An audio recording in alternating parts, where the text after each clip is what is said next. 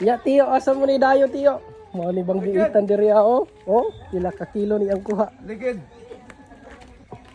Sa mo oras na nagikan? Mga alas 4 na. Ah, Alas 4 na sa buntag. pila ka bukin yung kuha? Nasiguro niya po. Ah, wayang nyo. Pwede. Pwede ba kayo? Kay, kita Pilipino man ta. Kargado ta, hinang nyo ay. Oh.